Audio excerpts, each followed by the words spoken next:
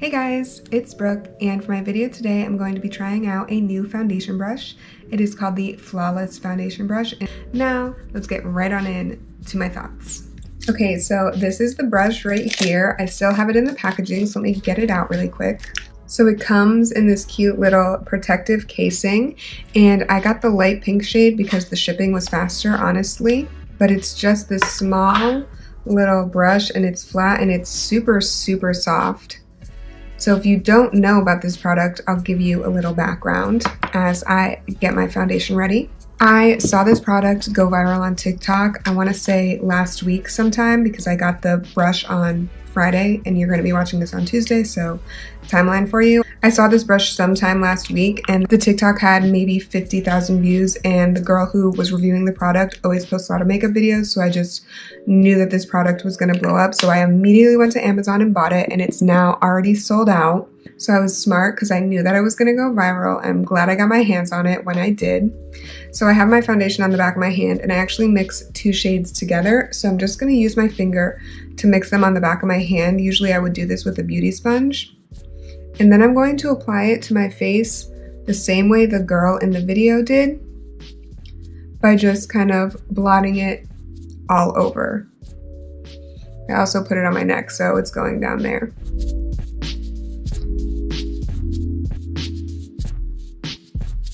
So I do already have my skin primed and set how I usually would for any other foundation applicator. I usually use a beauty blender, but I'm just gonna go ahead and do exactly what she did in the video.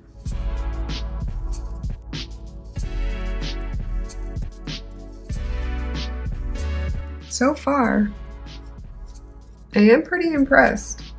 I don't think I used enough foundation, which is crazy because I used my normal amount that I would use with the beauty sponge, and I don't think it was enough, and beauty sponges usually absorb a lot of the product, so this definitely does as well. I think it's important to note that.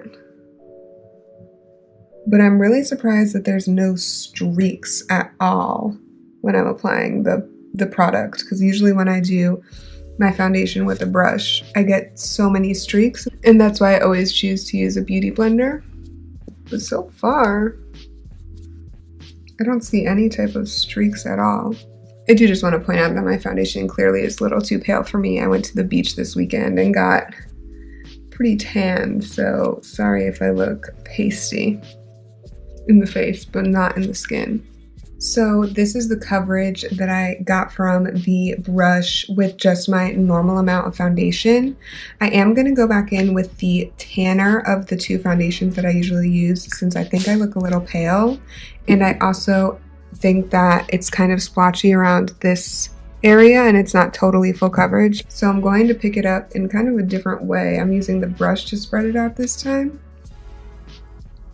and I'm focusing it in those areas that I didn't have the fullest coverage.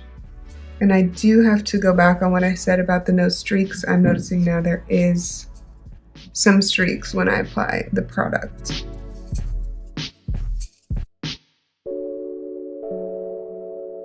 So far, I do think that I like the product. What do you guys think? I'm gonna get close so you can see you can see right here, there's a little bit of streaks. And you can see like in this area there's streaks, but that's also where my skin is the most delicate, so it could be because of that as well.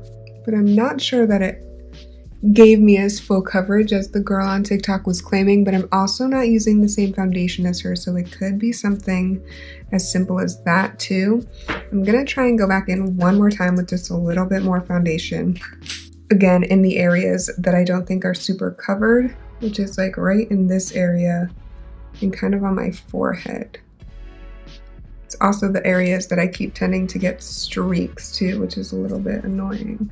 I also tend to struggle with foundation staying on my nose in the first place since I'm pretty oily, but it's doing a pretty good job. I'm definitely liking. So I have to say that I think it did a pretty amazing job. I'm gonna come in closer again, and you can see in my nose area that it definitely is struggling, and the more product I try to apply to it, I think the worse that it's getting. It's very streaky. I'm just going to try and press it a little bit to get rid of some of the streaks. But I think that it's looking pretty good. Whoops. Okay, my bad, my lights came unplugged, sorry. So right off the bat, I want to say I like the product and I'm definitely going to use it again. I don't know if it's going to replace a beauty blender for me. I need to try it a few more times before I decide that, but I do think it applied my foundation really, really nicely. But I do want to try it a few more times before I tell you guys for sure that it's worth it. But as of right now, I'm thinking it's worth it. I'm going to go ahead and finish up the rest of my makeup off camera, and then I will be back to share with you my overall final thoughts of the product. Okay, so I have my makeup totally finished now, and overall, I'm loving how my foundation looks. I think that after I applied all of my other products, the foundation is still sitting very nicely on the skin. I like how it looks, and I have to say that I even think my pores are a little bit less prominent than I think they usually are with a beauty blender. This is just a first impressions of the product, so I can't say for sure that I'm in love with it yet, but I'm definitely very excited to try it again, and I think my makeup looks better than it does with a beauty blender. I didn't get any of the streakiness that I thought I did, and it's very airbrushed, and I'm enjoying the look.